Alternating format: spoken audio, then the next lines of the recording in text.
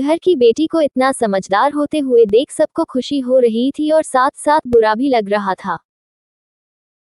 बुरा लगने जैसी बात भी थी क्योंकि अब वह हमेशा के लिए उनको छोड़कर अपने ससुराल जाने वाली थी। 1 और महीना बीत गया और आखिरकार शालिनी की शादी हो गई। वह अपने ससुराल आ गई। सुबह समय पर जाग पाएगी या नहीं, इसी विचार में वह रात भर सो ही नहीं पाई। सुबह होते ही उसने नहाया और पूजा की और खाना बनाने की तैयारी करने लगी। वह सोचने लगी कि आज खाने में क्या बनाया जाए जो बड़े और बच्चे दोनों को पसंद आए। तभी पीछे से एक मीठी आवाज आई। शालिनी ने पीछे मुड़कर देखा तो उसकी सासू माँ थी। अरे बेटा, इतनी जल्दी क्यों उठ गई? शादी की भाग दौड़ में थक गई होगी, ऊपर से घर वालों की याद भी आती होगी और मैं जानती हूँ रात को ठीक से सो भी नहीं पाए होगी। ऐसे तो तुम्हारी तबीयत खराब हो जाएगी। शालिनी मन ही मन सोचने लगी। मेरी सासू माँ तो बिल्कुल वैसी नहीं है जैसी मैं सोच रही थी। मैं तो डर के मारे कितने दिनों से सुबह जल्दी उठने का प्रयास कर रही थी। यहाँ तो परिस्थिति बिल्कुल अलग है। शालिनी ने कुछ काम खत्म ही किया था कि तभी सासू माँ ने आवाज दी। बेटा इधर आओ, देखो तो सही मैं क्या बना रही हूँ। मटर पनीर, पराठा और गाजर का हलवा। अरे वाह, यह तो सभी मेरी फेवरेट डिश है। शालिनी बोली। उसे तो कुछ समझ में नहीं आ रहा था। उसे लग रहा था जैसे यह सब सपना है। शालिनी को एहसास हुआ कि यह सपना नहीं सच है।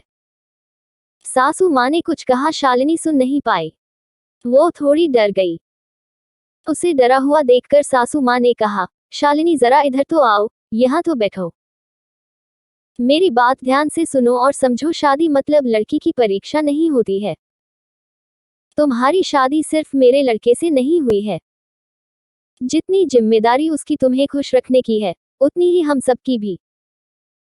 हमने तुम्हें घर सिर्फ काम करने के लिए नहीं लाया है। तुम्हें क्या क्या आता है, या तुम हमारे लिए क्या कर सकती हो, यह सब देखने के लिए तो बिल्कुल नहीं। और हम तुम्हारी आज़ादी भी तुमसे नहीं छीनेंगे। अगर अपनी बात करूं तो मुझे सिर्फ एक अच्छी फ्रेंड चाहिए थी। मैं बिल्कुल नहीं मानती कि बहू ने सुबह सुबह जल्दी उठकर पूजा पाठ करना चाहिए। और मैं यह भी नहीं मानती कि बहू को बहुत अच्छा खाना पकाना ना चाहिए। शादी का मतलब तुम्हारे सपनों का बलिदान बिल्कुल भी नहीं हो सकता। बल्कि मैं तो कहूंगी कि शादी का मतलब तुम्हारे सपनों को और ज्यादा ऊंची उड़ान देना होना चाहिए। हम सब हमेशा तुम्हारे साथ हैं, हर दिन हर पल। शालिनी की शादी को अब 10 साल बीत चुके थे। इन 10 सालों के सफर में उसने जो अनमोल रिश्ते कमाए थे उनमें से एक थी माँ। जी हाँ, वही सासू माँ जो अब उसकी माँ बन चुकी थी।